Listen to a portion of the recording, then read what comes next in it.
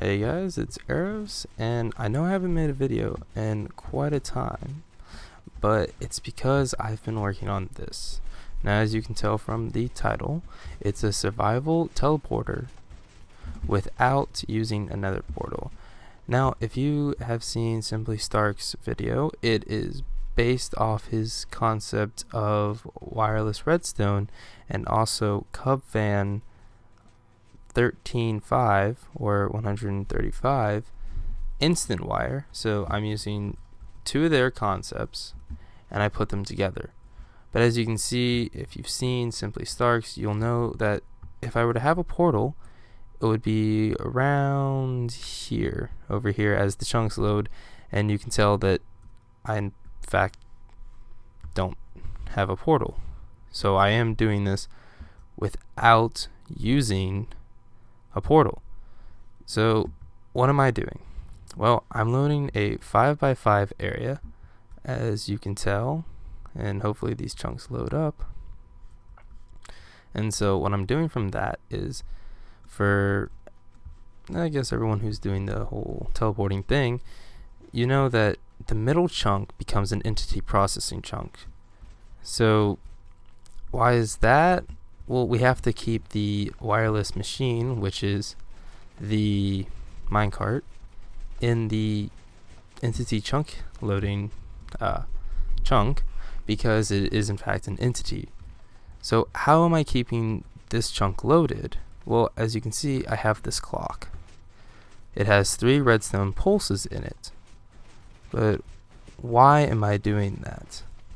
Well, at any instance, as these pulses travel around this clock, it'll either hit right here or here, and it will go into some redstone that will lead to the instant wiring that will update the 5x5 area, making this an entity chunk.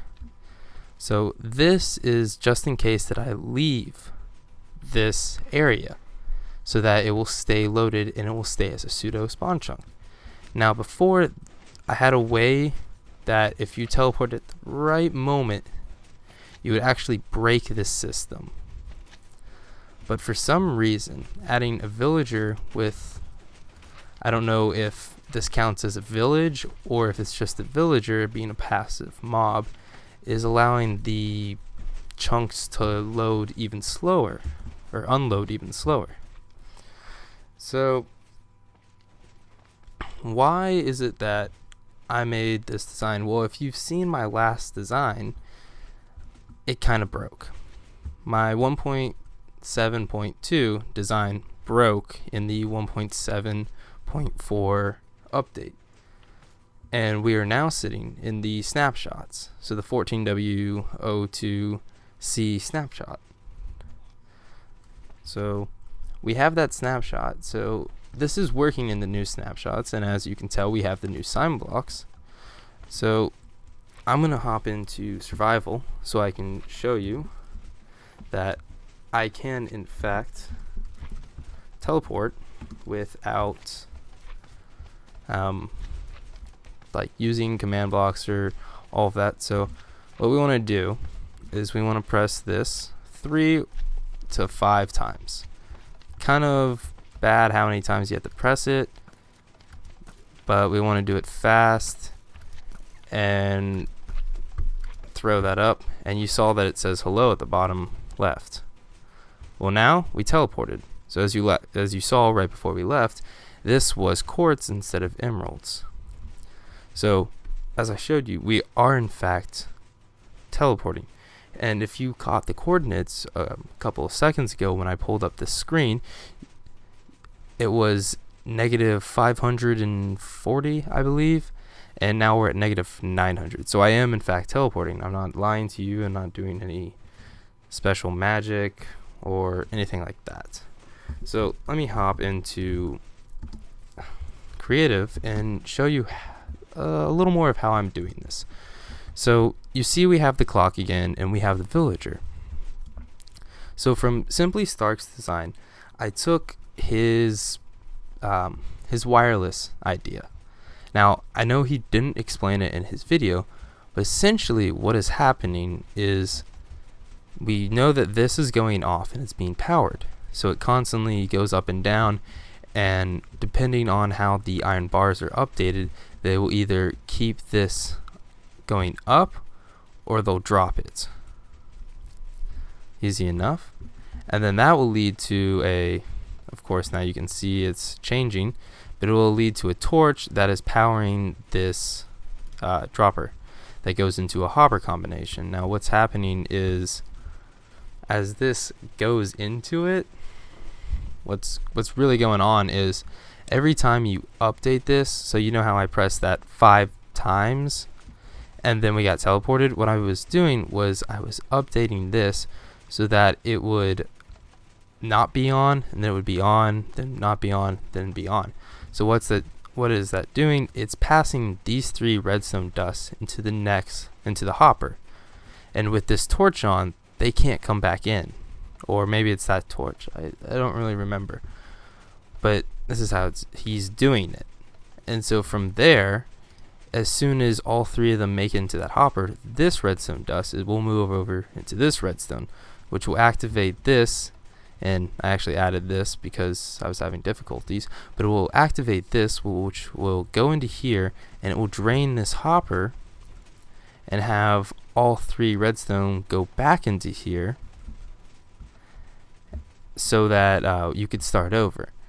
Now what I did was, the difference between him using another portal and me doing the spawn chunks this way is this timer is in fact slower when he did it than when I did it.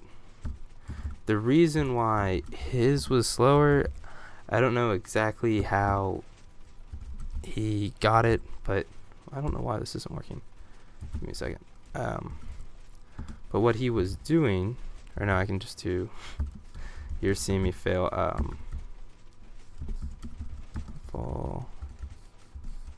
There we are. So what this is a hopper timer. So what it's doing is it's, passing the redstone back and forth from one end to the other, and I don't remember exactly how many seconds it takes for the block to move, but double that time is every time it will activate this. And what is that doing? It's activating this torch, which allows the items that were sent from the dropper into the hopper to process back into the dropper. So instead of, if we didn't have this, then there's instances in which this will turn on and off. Maybe it'll take an hour, maybe it'll take 30 minutes, but it will turn off and on 3 times, which will activate the system and which will randomly teleport you. Now what this hopper clock is doing is it's making sure that there's only a very small window in which you can activate teleportation or it won't work. So if this accidentally updates without you clicking the arrows, the dispensers that shoot into either the glass or the iron bars that are being used, it will allow you to, if it's only twice, which I've found, because I've left this AFK for 3 days, I've found that the time that I have it set to, how many redstone are in here, is the magic number apparently. But it will allow you that if it's only activated a couple of times, that every time this activates, it will put the items back in. So it won't accidentally teleport you maybe an hour after you set this whole system up. Now I have found that if you break that glass, it will update the glass that's all the way over there. So I guess I guess my next point should be, why am I throwing my ender pearl in this? Well, you can see that this is a constantly loaded entity chunk, and this becomes a redstone chunk. But as soon as all of this is activated, we actually update another 5 chunks on this side, so now it becomes a 5x6 area, which now turns this into an entity chunk and allows the ender pearl to fall or process. This is totally doable in survival, as I said in the beginning. And I'm looking through my notes to see if I missed anything. So you might be wondering about the lag that this might cause, because as you can see, there's a lot of redstone updates, probably cause lighting updates. It's definitely causing a bunch of sound updates, so I'm going to get a little further away from this. And it's also causing the game to process redstone. Now, what you can do is you can definitely turn this off. I don't have a direct way to turn it off. I usually just break this block, and then I break this redstone piece of wire. But you can most likely have a piston that shoots a redstone block into another piston that's a sticky piston, and then shoots a redstone block into the item right here, or the timer, and it will do, I don't know, but that's how you shut it off. I'll work on it a little bit off camera, but after I figure that out, I will put a world download in the description below. But that being said, I don't know which is causing more lag. Is it this, because it's only it's using all this redstone, but it's only loading a 5x5 area to a 5x6 area, or is the nether portal that does the pseudo spawn chunks loading more because it's doing a 17x17 area? Now, whatever it may be, each one has its ups and downs. This one, you don't have to go to the nether at all. You just have to find a way to really escape without the ender pearl hitting the ground again and teleporting you back to that area. Now, I'd imagine you could probably put a portal right next to it and do it, but just don't throw an item through the portal, or else it will, as soon as you come out of the nether, it will teleport you back, just because you made a pseudo spawn chunk and you put it in the entity chunks, and you just made a 17x17 area. But give me a second. But that being said, you don't actually have to go to the nether anymore. You don't have to throw items through. Okay, sorry about that, guys. It was weird to just cut because I got a little rambly, and then I lost my train of thought, and I started just basically saying just nonsense. But I thought of what I was going to say next. As to for the link in the description, you'll be able to look at this, and you'll be able to see how I'm doing all of this, just for extra help, because I'm using a 3 split to activate these 3 redstone signals, as I explained earlier, and what they do.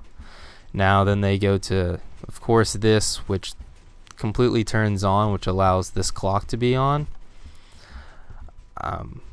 And what I forgot to say earlier is, if I stay in this chunk long enough, this will actually update itself. Just this one, not the other one, which is, I found kind of weird as I was doing testing, but the chunk that I'm in, or the area that I'm in, that will update itself. For some reason, it will activate 3 times, and it will allow the whole thing to update those 5 chunks, though they're updated. It won't do it if you're not in the area, but it will do it if you're in the area. So it might seem a little confusing and weird if you get in game and it does this. Actually, you shouldn't be able to notice because you won't have these blocks, but these were for testing purposes, for telling me what's going on. And of course I'm using glass, and then I'm using iron bars, and that one updates the glass, and this one updates iron bar, but the other receiver is over there. You get to see the whole redstone, and then the hopper timers are, this one's at 20. I don't know why. I think the other one's actually a little bit lower, but it seems to be working. If you don't know how to get the of course the minecart like this, it's not my video for making this, because I didn't make this wireless redstone. But essentially, you put tracks here, and then you put a chest here, and you have it roll into it. Power tracks, actually. And so you power it, and you have it roll into it, and it will catch on the iron gate, and you'll be able to do that stuff. So you saw as I got close, and I'm looking at the iron gate, it's actually updated. And then it should update back, I believe. It doesn't seem like it's doing it. Maybe if I stare at it again. I don't know. That's strange, but oh, there you go. So it will do that every once in a while. But thank you for watching. Hopefully I explained everything. If there's anything that I might have left out, please leave it in the comments below. If you liked the video, of course, leave me a like. If you want to see more of what's to come of my channel, certainly subscribe. And if you want to see my original portal video where it's wired and everything, and it runs, it's actually right over here, and it runs like 200 blocks, and it takes 6 seconds to actually teleport, search my channel. I will have Cubfan and Simply Stark linked in the description below. There are videos of where I learned how to do this. And then regarding if you've seen my flower farm video, if you go to -1600, which is my spawn, right next to the auto smelter, it's open now. It should be a box of quartz. It was Mildra. I don't remember. I can't really say his name, but I'll have him linked in the description below. I took his design, then I compacted it so you can have all 4 2-high flowers that stand, make an auto flower farm, and it works 100% of the time. So yes, that's all I have to say. Thank you for watching. Hopefully you enjoyed the video. Bye.